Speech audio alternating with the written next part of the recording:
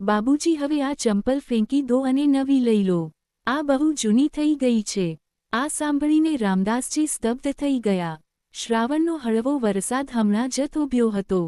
શેરીમાં પાણીના નાના નાના વહેણ વહી રહ્યા હતા. દરવાજાની બહાર લાકડાની ખુરશી પર બેઠેલા રામદાસજી પોતાની ઘસાઈ ગયેલી ચંપલને કપડાથી ધીરે ધીરે લૂછી રહ્યા હતા. ત્યારે અંદરથી પુત્રવધુ સવિતાએ ચંપલ ફેંકી દેવા કહ્યું તો રામદાસજી સહેજ હસવા લાગ્યા. અરે હજી તો ઠીક જ છે, થોડી સિલાઈ કરાવી લઈશ તો 2 વર્ષ હજી ચાલી જશે. સવિતા કંઈક કહેવા માંગતી હતી પણ પછી ચૂપ રહી ગઈ. તેને સમજાતું નહોતું કે બાબુજી આ તૂટેલી ફૂટેલી ચંપલ સાથે આટલો લગાવ કેમ રાખે છે. રામદાસજી ચંપલ સામે જોતા ક્યાંક ખોવાઈ ગયા. આ જ ચંપલ હતી જે તેમની પત્ની સરસ્વતીએ તેમને 20 વર્ષ પહેલા અપાવી હતી. તે સમયે ઘરની હાલત ખૂબ જ ખરાબ હતી. ખેતરો સુકાઈ ગયા હતા અને ઘરમાં 2 ટંકના રોટલાનો પણ ભરોસો ન હતો. સરસ્વતી ઘરના ખર્ચમાંથી બચાવીને થોડા પૈસા જમા કરી રહી હતી. રામદાસજીને આની ખબર પણ નહોતી. એક દિવસ હાટ બજારથી પાછા ફરતી વખતે સરસ્વતીએ થેલામાંથી એ ચંપલ કાઢીને તેમની સામે મૂકી દીધી હતી અને ખૂબ જ પ્રેમથી બોલી હતી, લો હવે ખુલ્લા પગે ખેતરમાં ન જશો, કાંટા વાગે છે. રામદાસજી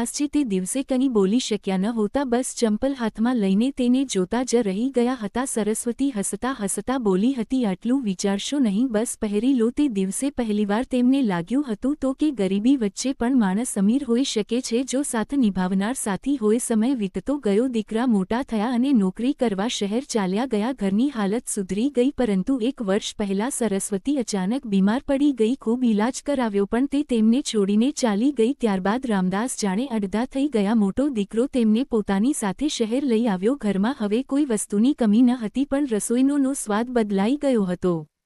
આંગણની ચહલપહલ ક્યાંક ખોવાઈ ગઈ હતી. રામદાસજી હવે વધારે વાત ન હોતા કરતા જમીને પણ ચૂપચાપ ઊભા થઈ જતા. સવિતા ઘણીવાર તેમની સાથે વાત કરવાની કોશિશ કરતી પણ રામદાસજી બસ હસીને ટાળી દેતા. એક દિવસ ઘરની સફાઈ કરતી વખતે સવિતાએ એ ચંપલ ઉપાડીને બહાર મૂકવાની કોશિશ કરી. ત્યારે જ રામદાસજી ઝડપથી આગળ વધ્યા અને ચંપલ પોતાના હાથમાં લઈ લીધી. ના વહુઆ રહેવા દે. સવિતા ઠીઠકી ગઈ. પહેલીવાર તેણે બાબુજીના અવાજમાં આવી ગભરામણ જોઈ હતી. તે રાત્રે સવિતા મોડે સુધી વિચારતી રહી. તેને લાગ્યું કે આ ચંપલમાં કોઈ ઊંડી વાત છુપાયેલી છે. બીજા દિવસે તેણે પોતાના પતિ સૂરજને વાતોમાં પૂછ્યું તો સૂરજે ધીરે ધીરે આખી વાર્તા કહી દીધી. માનો સંઘર્ષ, તેમનો પ્રેમ અને આ ચંપલ. સવિતા સાંભળતી રહી અને તેની આંખો ભરાઈ આવી. તે સાંજે તેણે જોયું કે રામદાસજી વરંડામાં એકલા બેસીને ચંપલ પર હાથ ફેરવી રહ્યા હતા. તેમની આંખો ક્યાંક દૂર ટકેલી હતી. સવિતાનું મન દ્રવી ઉઠ્યું. બીજા દિવસે તે બજાર ગઈ અને ખૂબ વિચારીને એક નવી ચંપલ ખરીદી લાવી. પરંતુ આ વખતે તેણે ઉતાવળ ન કરી. સાંજે જ્યારે રામદાસજી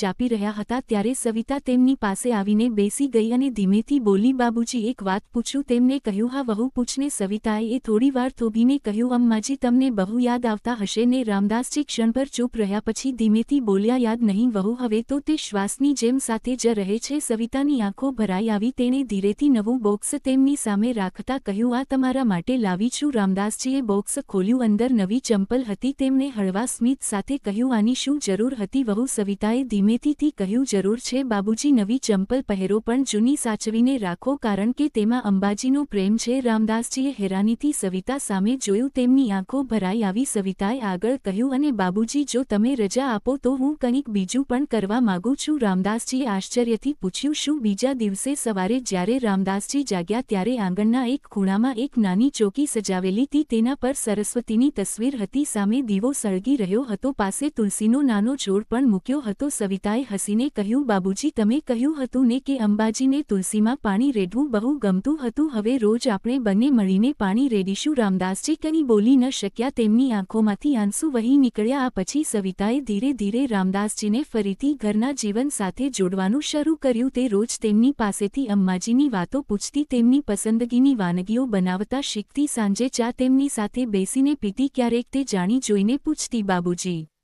અમ્માજી આ બધું કેવી રીતે બનાવતા હતા કહો ને? રામદાસજી કહેતા હસી પડતા. વર્ષો પછી તેમના ચહેરા પર જૂની ચમક પાછી ફરવા લાગી. એક દિવસ સવિતાએ આખા પરિવારને ભેગો કર્યો અને બોલી, આજથી દર વર્ષે અંબાજીની પુણ્યતિથિ પર આપણે બધા મળીને તેમનો મનપસંદ મસાલા ભાત બનાવીશું. બાબુજી પણ આપણી સાથે બેસશે. રામદાસજી ચોંકી ગયા. તે દિવસે ઘણા વર્ષો પછી તેમણે મસાલા ભાતની થાળી પોતાની સામે રાખી. હાથ ધ્રુજતા હતા. તેમણે થાળી તરફ જોયું અને ધીરેથી બોલ્યા, સરસ્વતી આજે વહુના હાથનો મસાલા ભાત છે. પછી તેમણે પહેલો કોળિયો ખાધો. આંખોમાંથી આંસુ વહેતા રહ્યા પણ ચહેરા પર હળવું સ્મિત હતું. વરંડાના ખૂણામાં જૂની ચંપલ આજે પણ વ્યવસ્થિત રીતે રાખેલી હતી. રામદાસજી જ્યારે પણ બહાર નીકળતા નવી ચંપલ પહેરતી વખતે એક નજર તેના પર જરૂર નાખતા. હવે તેમને લાગતું હતું કે સરસ્વતી ફક્ત યાદોમાં નહીં પણ આ ઘરના દરેક શ્વાસમાં વસે છે અને સવિતાના રૂપમાં ફરીથી તેમનો સાથ નિભાવી રહી છે. સમય ધીરે ધીરે બદલાવા લાગ્યો. સવિતાના અપનત્વ અને સંભાળથી રામદાસના ચહેરા પર પહેલા કરતાં વધુ શાંતિ દેખાવા લાગી હતી. પણ સવિતા સમજતી હતી કે બાબુજીના મનનો ખાલીપો હજી પૂરો ભરાયો નથી. એક દિવસ બપોરે સવિતાએ જોયું કે રામદાસજી વરંડામાં બેસીને દૂર રસ્તાને નિહાળી રહ્યા હતા. ચહેરા પર હળવી ઉદાસી હતી. સવિતાએ પાસે આવીને કહ્યું, બાબુજી આજે સાંજે મારી સાથે ચાલશો? રામદાસજીએ ચોંકીને પૂછ્યું, ક્યાં વહુ? તેણે કહ્યું, બાજુમાં જે પાર્ક છે ને ત્યાં થોડું ટહેલીશું તો મન પણ બદલાઈ જશે. રામદાસજી પહેલા તો અચકાયા અને કહેવા લાગ્યા, વહુ હવે મને બહાર જવાની ઈચ્છા નથી થતી. સવિતા ધીરેથી બોલી, બાબુજી તમે કોઈ જૂનું ફર્નિચર નથી. તમને પણ જીવન જીવવાનો હક છે. જીવન આપણને ઘણા રંગો બતાવે છે અને આપણે દરેક તબક્કા મુજબ ઢળવું પડે છે. સવિતાના આગ્રહ પર આખરે તેઓ માની ગયા. સાંજે બંને પાર્ક પહોંચ્યા. હળવો પવન ચાલી રહ્યો હતો. કેટલાક વડીલો ટહેલી રહ્યા હતા, કેટલાક બાંકડા પર બેસીને વાતો કરી રહ્યા હતા. એક ખૂણામાં નાના બાળકો રમી રહ્યા હતા. રામદાસજી ધીરે ધીરે ચાલવા લાગ્યા. સવિતા બાજુના બાંકડા પર બેસી ગઈ. થોડીવાર પછી એક દડો ઉછળીને રામદાસજી પાસે આવ્યો. એક નાનો છોકરો દોડતો આવ્યો અને બોલ્યો, દાદાજી અમારો દડો આપી દો ને. રામદાસજી હસીને દડો ઉઠાવવા લાગ્યા. છોકરાએ કુતૂહલથી પૂછ્યું, દાદાજી તમે રોજ અહીં આવો છો? રામદાસજીએ માથું હલાવ્યું, ના બેટા, આજે પહેલી વાર આવ્યો છું. ત્યારે જ પાસે ઊભેલા બીજા બાળકોએ પૂછી લીધું, દાદાજી તમને વાર્તા આવડે છે? રામદાસજી ક્ષણભર ચૂપ રહ્યા. પછી તેમના ચહેરા પર સ્મિત આવ્યું અને બોલ્યા, હા બેટા, ગામડાની ઘણી બધી વાર્તાઓ આવડે છે. બસ પછી શું હતું? બાળકો તરત જ તેમની આસપાસ કુંડાળું વળીને બેસી ગયા. રામદાસજીએ ગામડાના જૂના મેળા, ખેતર, ખલ્યાણ, બળદગા અને ચોમાસાની મજેદાર વાર્તાઓ સંભળાવવાની શરૂ કરી. બાળકો મંત્રમુગ્ધ થઈને સાંભળતા રહ્યા. દૂર બેઠેલી સવિતા આ દ્રશ્ય જોઈ ભાવુક થઈ ગઈ. તેણે પહેલીવાર બાબુજીને આટલા ઉત્સાહથી બોલતા જોયા હતા. તે દિવસે ઘરે પાછા ફરતી વખતે રામદાસજીના ચહેરા પર અલગ જ ચમક હતી. તેઓ કહેવા લાગ્યા, વહુ આજે તો બહુ મજા આવી. સવિતા હસી પડી, તો હવે રોજ ચાલીશું? તે દિવસ પછી આ તેમનો નિત્યક્રમ બની ગયો. રોજ સાંજે રામદાસજી પાર્ક જવા લાગ્યા. ધીરે ધીરે બાળકો તેમની રાહ જોવા લાગ્યા. હવે પાર્કમાં કોઈ તેમને નામથી નહીં પણ વાર્તાવાળા દાદાજી કહીને બોલાવતા. રામદાસજી રોજ નવી નવી વાર્તાઓ કહેતા, ક્યારેક ગામડાના તહેવારોની, ક્યારેક લોકકથાઓની તો ક્યારેક પોતાના બાળપણની મસ્તીઓની. ધીરે ધીરે આસપાસના લોકો પણ ઊભા રહીને તેમની વાર્તાઓ સાંભળવા લાગ્યા. રામદાસજીને હવે લાગતું હતું કે જિંદગી ફરીથી હસી રહી છે. એક દિવસ પાર્કની સમિતિએ સવિતાને બોલાવી, તમે રામદાસજીના વહુ છો ને? અમે આ વર્ષના વાર્ષિક ઉત્સવમાં તેમનું સન્માન કરવા માંગીએ છીએ. બાળકોમાં તેમણે જે પ્રેમ અને સંસ્કાર ફેલાવ્યા છે તે ખૂબ જ પ્રશંસનીય છે. સવિતાની આંખો ખુશીથી ચમકી ઉઠી. ઉત્સવનો દિવસ આવી ગયો. પાર્કમાં રંગબેરંગી શણગાર કરવામાં આવ્યો હતો. મંચ પર કાર્યક્રમ શરૂ થયો. જ્યારે સંચાલકે જાહેરાત કરી, હવે આપણે સન્માનિત કરવા જઈ રહ્યા છીએ આપણા પ્રિય વાર્તાવાળા દાદાજી રામદાસજીને, ત્યારે આખો પાર્ક તાળીઓના ગડગડાટથી ગુંજી ઉઠ્યો. રામદાસજી ધીરે ધીરે મંચ પર પહોંચ્યા. તેમને શાલ અને સ્મૃતિ ચિહ્ન આપી સન્માનિત કરવામાં આવ્યા. બાળકોએ તેમને ફૂલોનો ગુલદસ્તો આપ્યો. મંચ પર ઊભા રહીને રામદાસજી થોડીવાર બોલી ન શક્યા. પછી ધ્રુજતા અવાજે બોલ્યા, મેં ક્યારેય વિચાર્યું પણ ન હતું કે જિંદગી મને ફરીથી આટલો પ્રેમ આપશે. હું તો બસ મારા એકલવાયાપણાથી ભાગી રહ્યો હતો, પણ આજે લાગે છે કે મને એક નવો